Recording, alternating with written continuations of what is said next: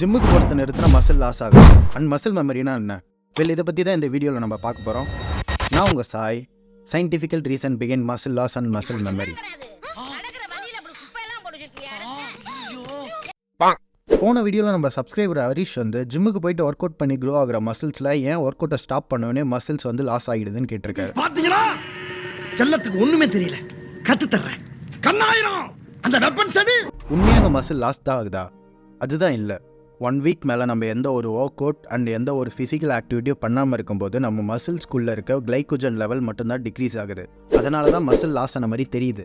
Which means நம்ம போன வீடியோவில் நம்ம சேட்டலைட் செல்ஸ்னால் நம்ம என்னன்னு பார்த்தோம். அதுதான் வந்து அந்த செல் டிவிஷன் மூலியமாக பிரேக் ஆன மசில்ஸை ரீப்ளேஸ் பண்ணுதுன்னு பார்த்தோம்.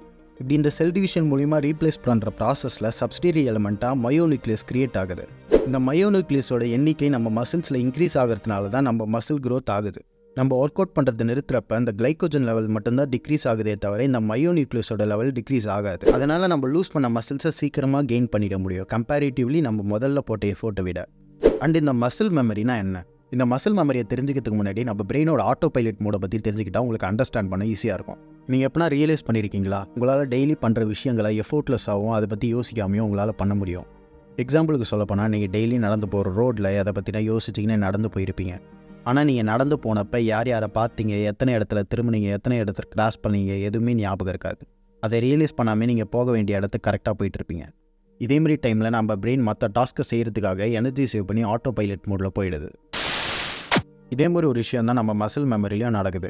முதல் விஷயம் என்னென்னா, நம்ம புது விஷயங்கள் கற்றுக்கும் போது எக்ஸாம்பிள் ஸ்குவாட்ஸ், இந்த இன்ஃபர்மேஷன்லாம் நம்மளோட பிரெயின் ரீஜன் சென்ட்ரல் நர்வஸ் சிஸ்டமில் ஸ்டோர் ஆகுது. நம்ம இதை அதிகமாக ப்ராக்டிஸ் பண்ணி மோர் எஃபிஷியன்ட் ஆகும்போது நம்ம ரொம்ப நாள் அதை ப்ராக்டிஸ் பண்ணாமல் இருந்தாலும் அதை திருப்பி பண்ணும்போது நம்மளால் ஈஸியாக பண்ண முடியும்.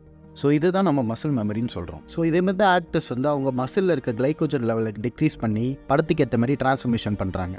ஸோ நாளைக்கு எதை பற்றி பேசலான்றதை கமெண்ட் செக்ஷனில் சொல்லுங்கள். லைக் பண்ண மறந்துடாதீங்க, சப்ஸ்கிரைப் பண்ணவும் மறந்துடாதீங்க. தேங்க்யூ ஃபார் வாட்சிங் திஸ் வீடியோ.